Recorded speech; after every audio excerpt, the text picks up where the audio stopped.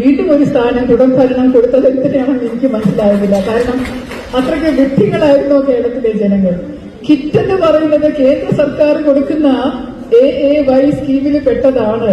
കേന്ദ്ര സർക്കാരാണ് 35 കിലോ ധാന്യം, അരി എല്ലാം പാവപ്പെട്ടവർക്ക്, മഞ്ഞ കാർഡ് ഉടമകൾക്ക് 2 രൂപയ്ക്കോ 1 രൂപയ്ക്കോ ഒക്കെ കൊടുക്കുന്നത്. അപ്പൊ അത് മുഴുവനും ഇത് ഞങ്ങളുടെ സർക്കാർ ചെയ്തതാണ് എന്ന് പറഞ്ഞു.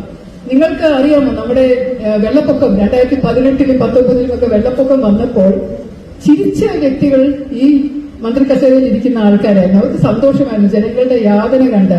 ഓഖിയിൽപ്പെട്ട് വലഞ്ഞ ജനങ്ങളുടെ യാതന കണ്ട് ചിരിച്ചിരുന്ന. കാരണം അവർക്ക് പിരിക്കാമല്ലോ, എല്ലായിടത്തു നിന്നും പണം പിരിച്ചെടുത്തുകൊണ്ട് അല്ലെങ്കിൽ സെൻട്രൽ ഗവൺമെന്റിൽ നിന്നും അവിടുന്ന് ഇവിടുന്നും വിദേശത്തും ഒക്കെ പണം വാരിക്കോരി എടുത്തുകൊണ്ട് അവർക്കത് ഇഷ്ടംപോലെ ചെലവാക്കാനുള്ള, അവരുടെ പാർട്ടിക്കാർക്ക് വേണ്ടി ചെലവാക്കാനുള്ള ഒരു വ്യഗ്രത.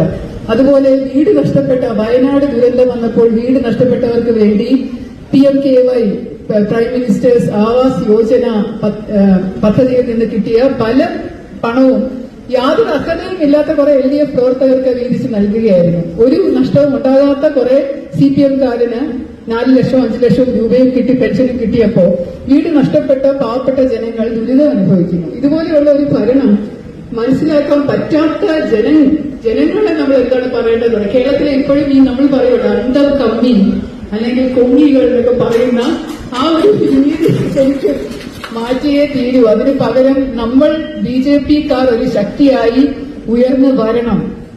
ഇവിടെ ഇപ്പോ നമ്മുടെ പൊതുകടം നമ്മളിപ്പോ അതിദാരിദ്ര്യ മുക്തമാക്കി എന്ന് പറയുന്നുണ്ടല്ലോ, പക്ഷെ ശരിക്കും അതിദാരിദ്ര്യത്തിന്റെ വക്കത്തെത്തി നിൽക്കുകയാണ് ഈ സംസ്ഥാനം പോലും.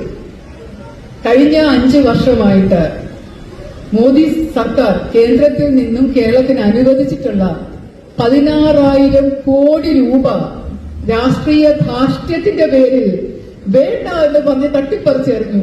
എന്തിനു വേണ്ടിയിട്ടായിരുന്നു? ജനങ്ങൾക്ക് കിട്ടേണ്ട കാശല്ലേ. 16,000 കോടി രൂപ നന്മയ്ക്കായിട്ട്, ജനങ്ങളുടെ ഉന്നമനത്തിനായിട്ട്, വികസനത്തിനായിട്ട് പല പദ്ധതികളിലും പെടുത്തി കിട്ടേണ്ടിയിരുന്ന പൈസ അവര് വേണ്ട എന്ന് പറഞ്ഞ് തട്ടിക്കളഞ്ഞത് എന്തിനായിരുന്നു? ഇതൊരു രാഷ്ട്രീയ നാടകം കളിക്കാൻ. ഇപ്പൊ PM ശ്രീ പദ്ധതിയിൽ ഒരു ദിവസം ഒപ്പുവെക്കുന്നു 1500 കോടി കിട്ടാൻ വേണ്ടിയിട്ട് മാത്രമാണ്, അല്ലാതെ സ്കൂളുകളുടെ നവീകരണത്തിന് വേണ്ടിയിട്ടല്ല എന്ന വീമ്പളക്കൽ. അതിനുശേഷം പിന്നീട് ഒരു എതിർപ്പ് ആ പാർട്ടിയുടെ അതിനെ മറുവശത്ത് നിന്നുണ്ടാകുന്നു. CPI-ക്കാരെന്തെങ്കിലും എതിർത്ത് പറഞ്ഞപ്പോ അത് ശരി, നമ്മളെന്നാ പരിഗണിക്കാം, പിന്നീട് ചെയ്യാമെന്ന് പറയുന്നു. പിറ്റേ ദിവസം പോയി കുറെ പ്രഖ്യാപനങ്ങള് പത്രമാധ്യമങ്ങളിലൂടെ പറയുന്നു. പെൻഷൻ, സാമൂഹ്യ പെൻഷൻ കൂട്ടി 400 രൂപ കൂട്ടി, അതുപോലെ സ്ത്രീകളുടെ പെൻഷൻ 1000 രൂപയാക്കി, ആശാ വർക്കേഴ്സിന് 400 രൂപ ഓണറേറിയം കൂട്ടി എന്നൊക്കെ പറഞ്ഞ് കുറെ വാഗ്ദാനങ്ങൾ, ഇങ്ങനെ പാഴ് വാഗ്ദാനങ്ങള് ഉന്നയിച്ച് പത്രമാധ്യമങ്ങളുടെ എല്ലാ മുൻ പേജുകളിലും ലക്ഷക്കണക്കിന് രൂപ ചെലവാക്കി പരസ്യം കൊടുത്തുകൊണ്ട് ജനങ്ങളുടെ കണ്ണിൽ പൊടിയിടാൻ ശ്രമിക്കുകയാണ്. ഇതൊന്നും നടപ്പാക്കാൻ പോകില്ല.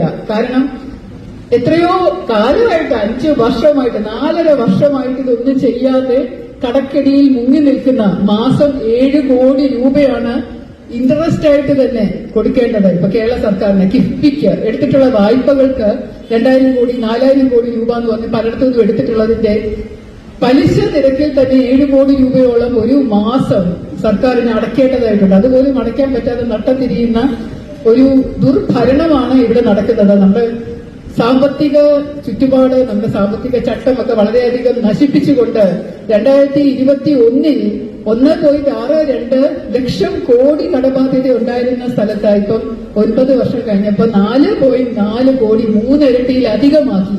9 വർഷം കൊണ്ട്, അതായത് ഏകദേശം 60 വർഷത്തോളം ഭരിച്ചിരുന്നതിനേക്കാളും 3 ഇരട്ടിയാക്കി ഈ കഴിഞ്ഞ 9 വർഷം കൊണ്ട് കടബാധ്യത ഉണ്ടാക്കിയെടുത്തിരിക്കുന്നു. നമ്മൾ ഓരോരുത്തരും ജനിച്ചു വീഴുന്ന കുട്ടികളുടെ പോലും 1 കോടി രൂപയുടെ കടത്തിലാണ് പിറന്നു വീഴുന്നത് നമ്മൾ നോക്കണം കേരളത്തില്.